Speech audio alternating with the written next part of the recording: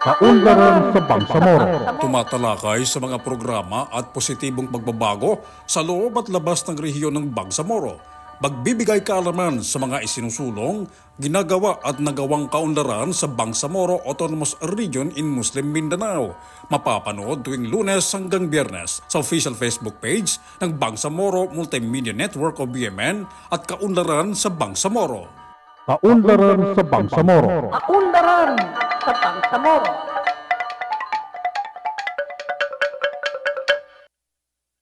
Assalamualaikum warahmatullahi ta'ala jami'an wa barakatuh. Mapia malulam sa kanong mga lukas pagali nami bamakikinag sa guna. At syempre sa ating pagbati ng magandang hapon ngayong araw po ng Lunes, May 2024. Sa lahat po ng ating mga kapatiran sa mang sulok ng Mindanao, lalong-lalo na dito sa Bangsamoro Autonomous Region in Muslim Mindanao. Sa ating mga kapatid na mga Kristiyano, syempre, piyota maganda mga kapatid naming mga indigenous people na nanonood at nakikinig sa ating programa ang Kaunlaran sa Bangsamoro.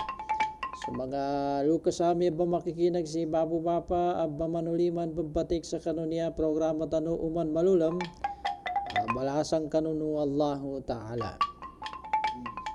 At syempre po mga Kabangsamoro, sa ngalan po ng BMN Technical Team sa pangunguna ni Executive Director Ma'am Paidia Samanudi Ahmad. At syempre yung ating mga technical control, kagapay sa technical side, ating mga guwapong technical control, si Sir Hasanuddin Singgon at Ustads Muhammadin Gumaga Sulaiman. At syempre kasama na po dyan mga Kabangsamoro ang Peace, Security and Reconciliation Office na one of the sponsor ng ating programa. Under po yan sa Office of the Chief Minister Ahud Balawag Ibrahim. Syempre mga Kabangsamoro, abangan nyo rin po yung programa ng Office of the Other Bangsamoro Communities. Yung magsisimula po yan dito rin po sa official Facebook page ng Bangsamoro Multimedia Network. Siyempre i-highlight dyan mga Kabangsamoro pag-usapan yung kanilang mga mandato, yung kanilang nakaatang mga mandato sa kanila. Dahil panibago yan mga Kabangsamoro sa ating pandinig ay dapat nating pakinggan yung Office of the Other Bangsamoro Communities. At syempre ako rin po ang inyong host ngayong araw mga Kabangsamoro, ang inyong Kabangsamoro ka-network o anchorman si Dato Min Eska. Atin pong ipagpapatuloy ang ating usapin sa Ministry of Social Services and Development mga Kabangsamoro. Napag-usapan po natin sa nakaraang Friday yung pinakahuli, yung kabilang sa programa ng Ministry of Social Services and Development ay yung iProtect system. At syempre dahil panibagong araw ngayon mga Kabangsamoro ng Lunes ay panibagong paksa naman para sa pagpapatuloy ng ating usapin. Programa pa rin mga Kabangsamoro ng MSSD Center for Person with Disabilities conduct benchmarking to enhance services. Yan po yung para naman po yan sa mga ating kapatid yung ating mga Kabangsamoro na meron po silang kapansanan, yung mga person with disabilities ay nagkaroon po sila ng mga programa alam natin na napakaraming programa na pero kabilang pa rin ito sa program ng Ministry of Social Services and Development for further improved services of person with disabilities. So kasama na po dyan mga Kabangsamoro, dito po yan sa Cotabato City at yung mga karatig municipality yung mga neighboring municipalities na merong Center for Person with Disability At syempre yan po yung conducted by the MSSD benchmarking activity at the Area Vocational and Rehabilitation Center 2. Diyan po yan sa Labangon, Cebu City. Doon pa pala ito sa Cebu City mga Kabangsamoro. Ginanap po ito April 23 to 25, 2024. Ibig sabihin, so 3 araw na programa mga Kabangsamoro, prioridad dun sa mga kapatid nating merong mga kapansanan. So, siyempre, during the program, mga Kabangsamoro, I provided comprehensive and orientation, the attendees regarding the various program and services, doon sa mga tailored for person with disabilities trainees, So, ibig sabihin, meron silang mga insight o meron silang mga training, mga Kabangsamoro, para doon sa mga tinatawag nating methodologies and approaches aimed at enhancing the skill and capabilities of PWDs. So, ibig sabihin ay dahil hindi nangangahulugan mga Kabangsamoro na sila ay may kapansanan, ay wala na silang kakayahan. At marami tayong napapanood, nakita na talagang napakaraming kanilang nagagawa kahit sila ay may kapansanan. So, dahil dyan ay kabilang yon sa ini-improve ba, para tulungan sila mga Kabangsamoro sa kabila ng kanilang kapansanan ay magkakaroon sila ng pag-asa, lalong-lalo na dito sa pang-araw-araw nating pamumuhay, Kabangsamoro.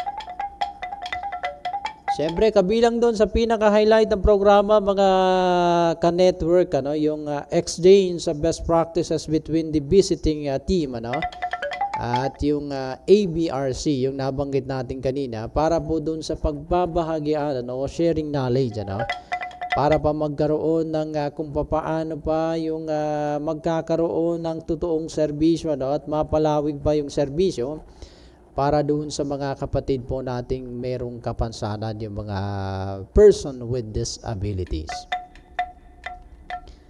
Siyempre mga Kabangsamoro, sa araw na yan, the MSSD delegation was led by the older person with disabilities, yung welfare program, o yung OPPWDWP.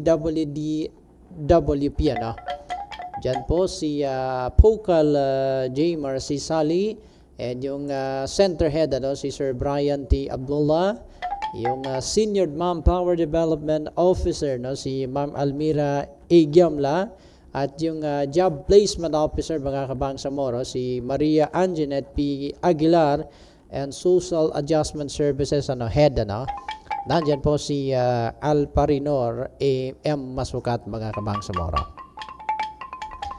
So, yan po yung mga kabilang doon sa mga opisyales na PWD na lumahok po sa araw na yan, mga Kabangsamoro.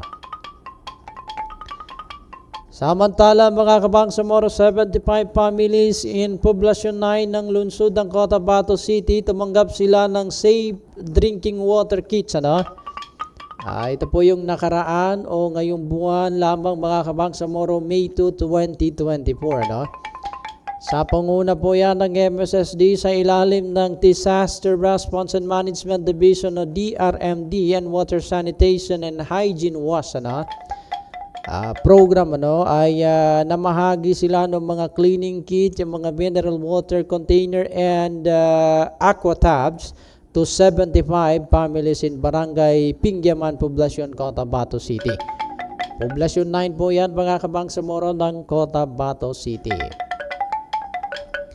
At syempre, dahil kinakailangan po yung mga drinking water kits, mga Kabangsamoro, lalong-lalo na dito sa Cotabato, at marami pang ibang ipinamahagi doon sa 75 families ng Poblacion 9 ng Cotabato City. Sa panguna po yan ng MSSD ni Attorney Raisa Jazuri. Siyempre, during doon sa distribution, mga Kabangsamoro, nandyan po si WAS, was Officer Melia Ukum, at kanya pong binigyang diin kung gaano kahalaga yung safe drinking water, environment, cleanliness, and awareness, and proper waste management disposal, mga Kabangsamoro. Yan po yung tamang pagbabasura. Para hindi magkakaroon o hindi magiging pollution, lalong-lalo yung mga katubigan sa iba't ibang lugar, hindi lang dito sa Cotabato City but all over the world, lalong-lalo na dito sa Bangsamoro Autonomous Region in Muslim Mindanao. Ayan po mga kabangsamoro, panoorin po natin mga kabangsamoro yung mga video na pamamahagi ng Ministry of Social Services and Development. MSSD BARM at your service. Assalamualaikum at magandang araw mga kabangsamoro.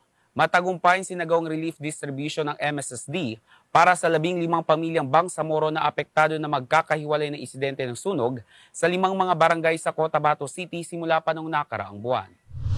8 sa mga nasunugan ay mula sa Poblasyon 9, 3 sa RH9, 2 sa RH6, 1 sa RH10 at 1 rin sa Bagua 2. Nakatanggap ng tig 25 kilo ng bigas, food packs, cooking kits, dignity and protection kits, water kits at sleeping kits ang mga pamilyang nasunugan. Ginanap ang pamamahagi itong nakarang Lunes hanggang Martes, April 15 to 16, 2024. Samantala, sa parehong araw din ay nagsagawa ng assessment ang MSSD sa mga nasunugan upang mai-endorse sila sa Emergency Shelter Assistant o ESA ng MSSD. Nagpaabot naman ng pasasalamat sa MSSD ang mga residente at barangay kagawad ng RH6. Malaki po ang aming pasasalamat sa action agad ng MSSD. Maraming salamat po sa inyo, taga MSSD. Tapos ngayon na agad nagdating na ang mga tulong na galing sa MSSD. Sukrana ba na sa tabang baham sa kami? Sa kinatutong sa kami. Sukrana ba na? Maraming salamat sa MSSD, sa BARM na malaking tulong na po sa amin ito. Sana po tuloy-tuloy na po.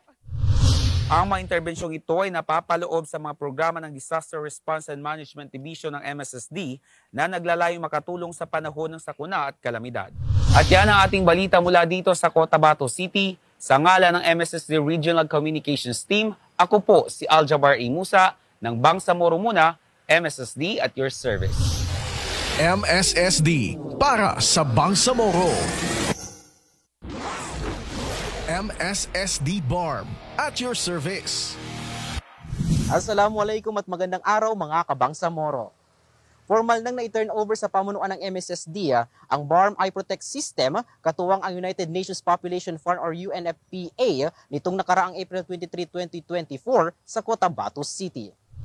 Ang nasabing system ay naglalayong pagtibayin ang data banking, reporting mechanism at response channel sa mga isyong kagaya ng gender-based violence, karahasan sa kabataan at iba pang social welfare concerns na nakakaapekto sa mga pinakamahihirap at vulnerableng sektor ng Bangsamoro Region.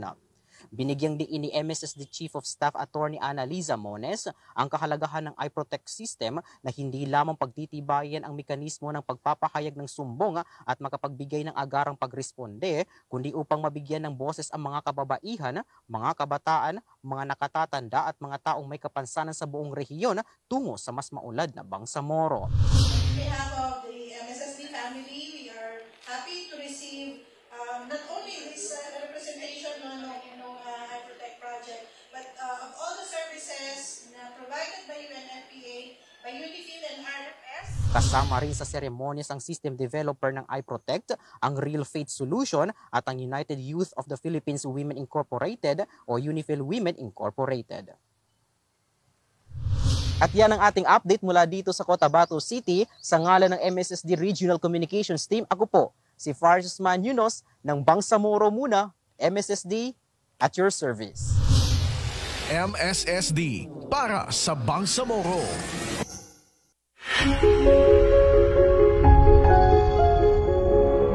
MSSD, uplifting Bangsamoro lives. 1, 2,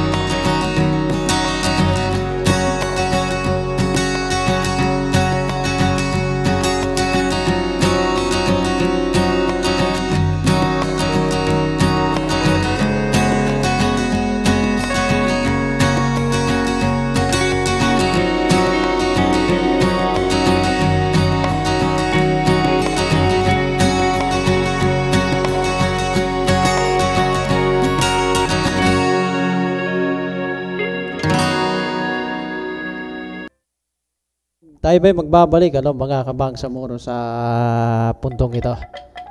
Siyempre, mga kabangsamoro, ay panoorin po natin yung talumpati, yung opening remark ni Provincial Governor ng Basilan, si Provincial Governor Saliman Hataman, doon sa isinagawang UBJP Regional Assembly sa Lamitan at Basilan, mga kabangsamoro.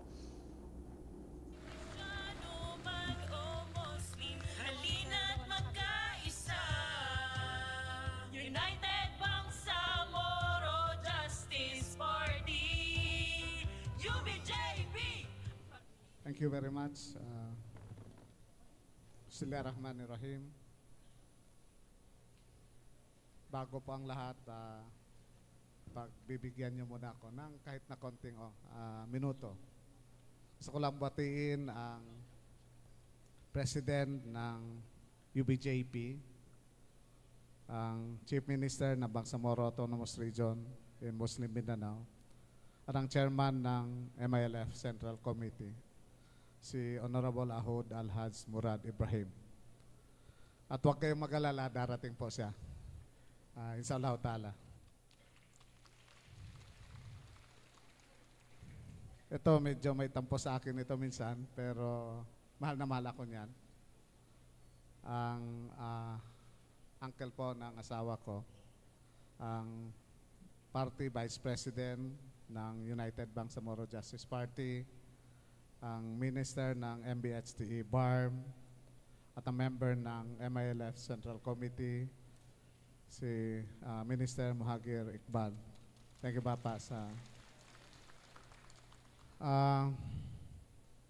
isa ito sa mga panahon na buhay pa si Daddy o yung biyanan ko, kahit nung cabinet member or congressman siya, na kahit naggegera noon ang MILF with the government, pero patago po ito nakipagkita kay Daddy, ang Secretary General ng United Bangsamoro Justice Party, ang Governor ng Maguindanao del Norte, ang Chief of Staff na MILF BF, si Governor Abduraob Makakwa. Mapasami ang tawag namin sa kanya. Isa ito sa mabait na governor na hindi kami magkapareho. Of course, ang isa sa pinakarespeto ng MILFCC member at member ng BTA Parliament, Executive Director ng Bangsamoro Pilgrimage Authority, si Sheikh Said Salindab. Andito po siya ngayon sa atin. Isa ito sa Vice President ng UBJP for Southern Mindanao, MILF Central Committee member, Minister ng Mafar BARM, member ng BTA Parliament, palagi po bisita ng Basilan, at lahat ng initiative, plano, particularly sa agriculture at fisheries, isa po sa nag-support ng provincial government, at ang lahat ng LGUs dito sa Basilan, si Sheikh Dr. Muhammad Yaqub. Thank you, sir, for always and yung palaging suporta mo sa Basilan. Number 6 po is yung UBJP Vice President for Ulama, member ng MILF Central Committee, member ng BTA Parliament, si Sheikh Abdul Wahab Pak. Thank you po, sir, sa pupunta rito. Ang UBJP Vice President for Basulta with Zamboanga City, member din ng BTA Parliament, si Matarol Estino. Thank you, sir, sa pagpunta po dito. Ang Deputy Secretary General ng Hayatul Ulama, Juris Bangsamoro Darul Ifta, si Ustaz Nadir Ibil. Thank you po sa pagpunta rito. Marami po. Pero hindi pwedeng hindi ko batiin isa sa parang kapatid, pero parang parents na rin. Naging history ito sa struggle ng Bangsamoro, particularly sa Basilan po. Itong mga taong ito, isa-isain ko na lang, si Ustaz Faiz Alauddin, si Katwad Faiz, si MP, BTA Parliament Member Mosbir Alauddin, At ang aking kaibigan, aking kapatid, member din ng BTA Parliament, si Dana Snawi, Commander Dana Snawi, at maraming mga ladies, mga member ng ministers, hindi ko na po isa-isahin. Baka mamaya hindi na ako makapagsalita. Pagalitan ako ni Papa Ike, wala pa namang walang patience. Ang Vice Governor, of course, ng partner ko sa development at sa legislative body ng Basilan, ang Vice Governor, si Yusuf T. Alano. Ang mga board members po ng District 1 and District 2 andito rin po sa atin ngayon. Ang mga mayors, out of 12 mayors ng Basilan na under sa BARM, isang siyudad, siyam na municipality po andito kasama natin ngayon. Thank you very much. Mga MPs and ministers,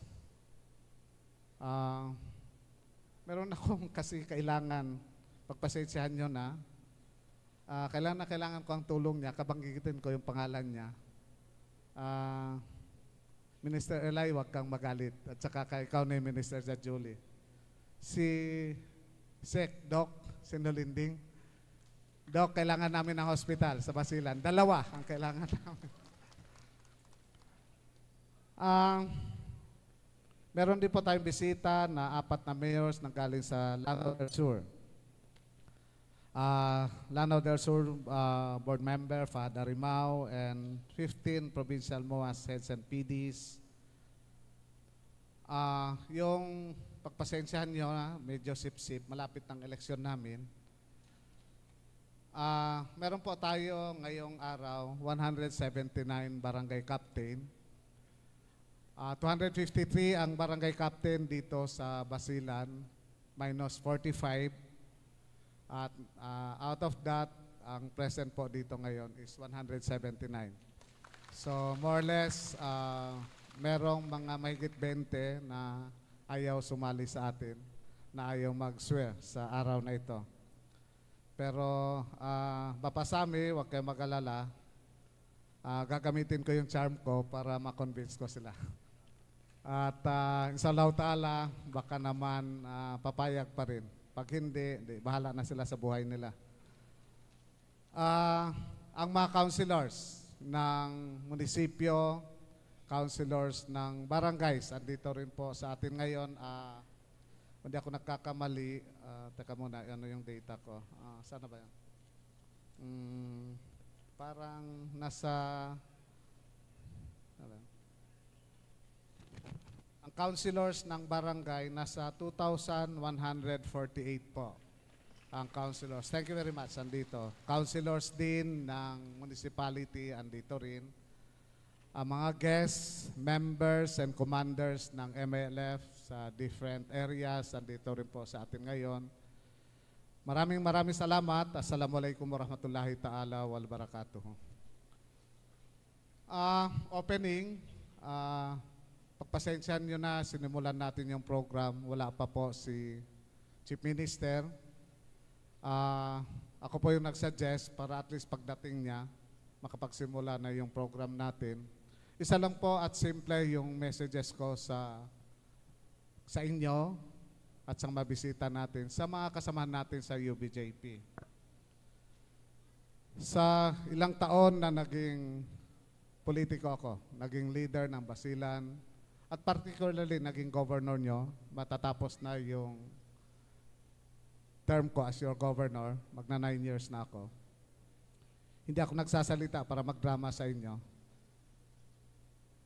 Simulat sa pool, nung nag-swear ako, nag-oath bilang governor nyo, ni isang beses, kung naalala ko, ni minsan. Wala akong pagsisinungaling na ginawa dito sa inyo, sa probinsya natin.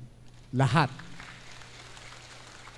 Kahit na dumaan tayo sa away, maging masama yung salita ko noon sa lahat, at alam nila, Dana Snawi yan, hindi po para sa vested interest ko, kundi para sa mamayan na makatulong ang bayan ng Basilan sa kakakaunlad ng Bangsamoro homeland.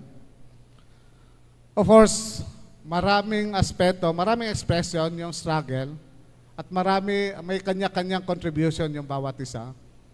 Subalit, kinakailangan natin i-acknowledge. Kinakailangan natin i-sakripisyo at kinakailangan din i-acknowledge ang bawat isa na lahat tayo, maliban sa Allah Ta'ala, kung ano yung nararamdaman natin ngayon, may part po tayong lahat. Walang pwedeng mag-dominate at arrogantly magsasabi na kundi dahil kami, wala po ito. Hindi po. Lahat po tayo na involved dito. Lahat nag-sacrifice tayo. At ito yung pakiusap ko sa inyo. Nasanay tayong mga taga-Basilan na hindi nagsinungaling.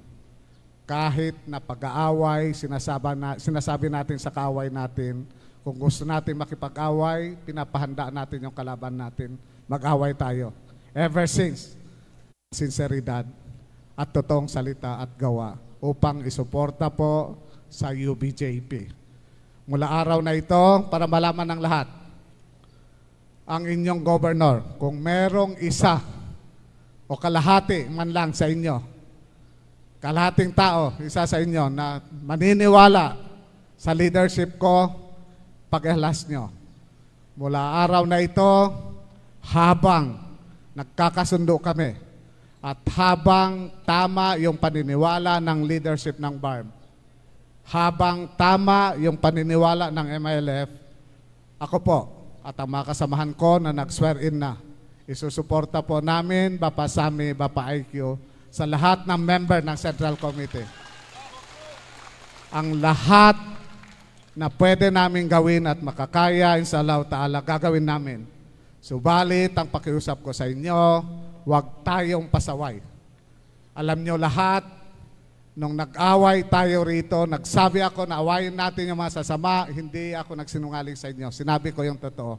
Ngayon, the same manner, huwag na huwag gagawa ang isa man sa atin, lalong-lalo na tayong mga leader, gagawa ng kalokohan dahil lang sa vested interest natin. Umabot sa ganito ang Basilan, umabot na nirespeto tayo, minahal tayo ng BARM dahil po sa paniwala na totoo tayo, dahil sa paniwala na sincero tayo. Sa leadership ng BARM, sa leadership ng MILF, sa leadership ng UBJP, inshallah ta'ala, ipagdasal natin at hopefully, darating sa 2025 election, hindi ko tatapusin lahat. Pero subukan ko gagawin ang lahat. Kasama ko ang mga ito para maipanalo ng landslide ang UBJP rito sa Basilan. Inshallah ta'ala.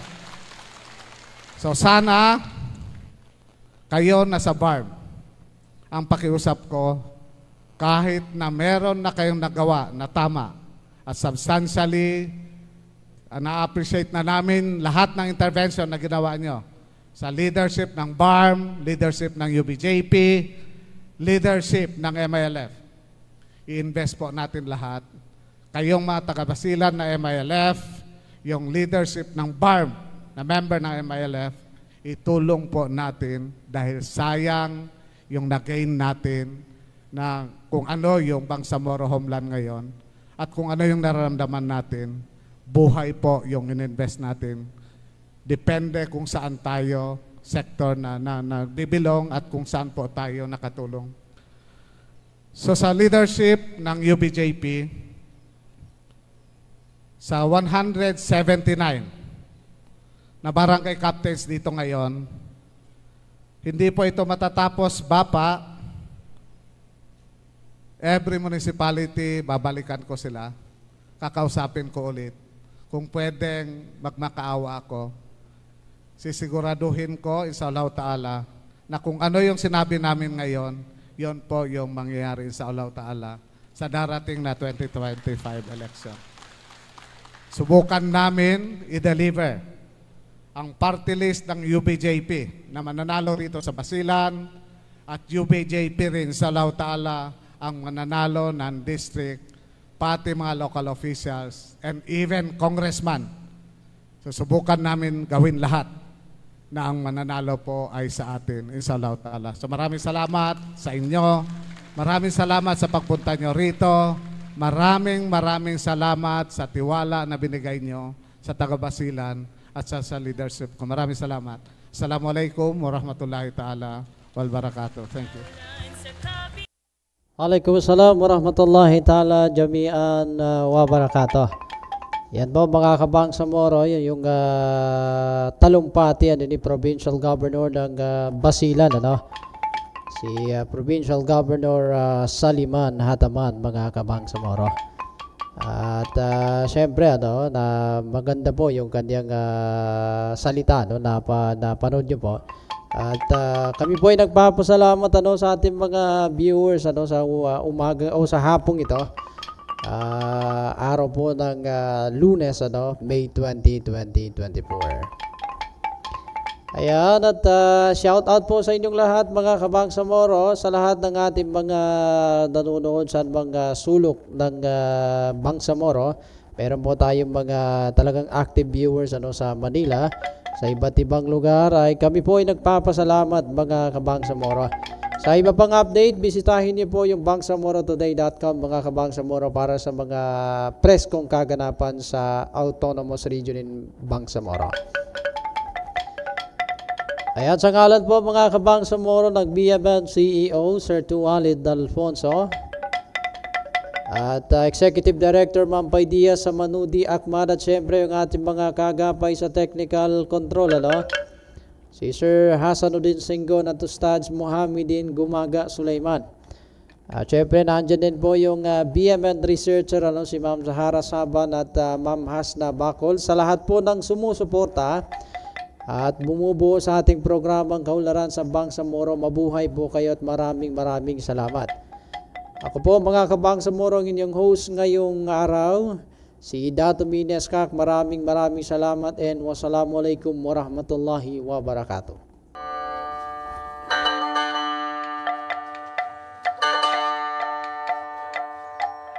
Kaunlaran sa Bangsamoro. Tumatalakay sa mga programa at positibong pagbabago sa loob at labas ng rehiyon ng Bangsamoro. Magbibigay kaalaman sa mga isinusulong, ginagawa at nagawang kaunlaran sa Bangsamoro Autonomous Region in Muslim Mindanao. Mapapanood tuwing Lunes hanggang Biyernes sa official Facebook page ng Bangsamoro Multimedia Network o BMN at Kaunlaran sa Bangsamoro. Kaunlaran sa Bangsamoro. Kaunlaran sa Bangsamoro.